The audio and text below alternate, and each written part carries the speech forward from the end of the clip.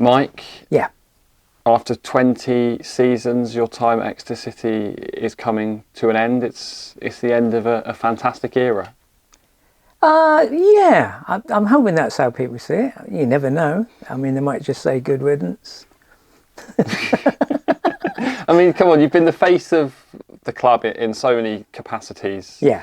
Over the years, you know, most people see you on match days in the ticket booth or in here or you know, behind the till in the shop. Yeah. You must just love being, you know, that customer supporter Yeah. facing. Yeah, no, I've loved it. I'm not leaving because I don't like it. I absolutely love the job, and I have done from day one right through to now. Maybe day 6,400 might have been a little bit rough, but all the others have been great. I'm just leaving because I'm of a certain age now. I realise I've only got 2 badly damaged missile launchers in the cosmic game of Space Invaders. So I need to get myself some time while I'm still healthy and still tall and muscular, and do other things as well as Exeter City. Yeah. And you've certainly earned it. Yeah, I think so. Even when I've been a volunteer, I've earned it, I think. So how did this all start then, Mike? How did you end up here? So I came down to Exeter because my father was ill. So it's a sad story to begin with. My father was really ill, and I knew I had limited time. So I lived in London then, came down to basically catch up with him, you know, while he was still around. And because he used to be in the Exeter City Supporters Club in the 60s, I thought if I come and help out here, then when I visit him in hospital, we've got lots to talk about. Then he passed away, and I was supposed to go back to London, but by then I'd got involved in the work parties. And then I got involved in the trust, and then I was on the board of the trust. So every year I kept going back to London off. And in the end, I forgot where London was, so I'm still here. A bit like me, you came down to Exeter and now you don't want to Yeah, leave. absolutely. So I was born in Exeter, but I was away for 25 years, so I hadn't intended to come down and stay, but that's how it panned out. There must be so many memories and highlights, and I'm not just talking about on the pitch and the club's successes, but what has been some standout moments of your entire time here? Yeah, there's good and weird ones. So, I mean, obviously on the playing side, you know, even though we've only won the once, I still enjoy the fact that we've gone to Wembley so many times, and all those second leg playoffs have been fantastic, you know.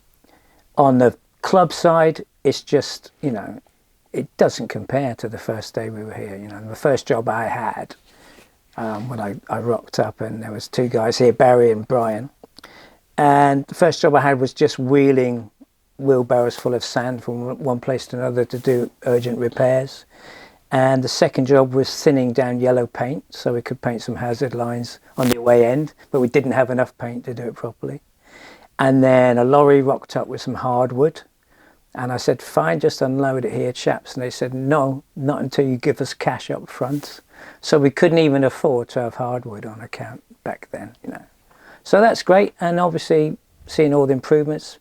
What stood out for me, I think, over the years is, well, being able to see Ollie Watkins play right from the youth upwards, seeing the new training ground and the stagecoach stand across the way, Stansfield stand. And just, you know, there's people here now that have also been here since that first day, and people that have passed away, but some outstanding people over the years. Like you've touched on there, Yeah. From the trust ownership right through to the new stand and the training ground. The club has just changed so much over time. Yeah. And there's you just still there, staying the same and dyeing my hair grey. That's the only difference. But I mean, like the first year we were here, for instance, the training ground was just a big swampy field with a trench in the middle, and the trench was dangerous because if the grass grew, there was always a danger people would get lost in the trench. So one of our first jobs was go and fill the trench in, and it was so concealed that the first thing that happened was we drove the van into the trench and then had to pull out with a tractor. So that was good. I think more recently, you know, you've been here and in match days in the ticket booth as well.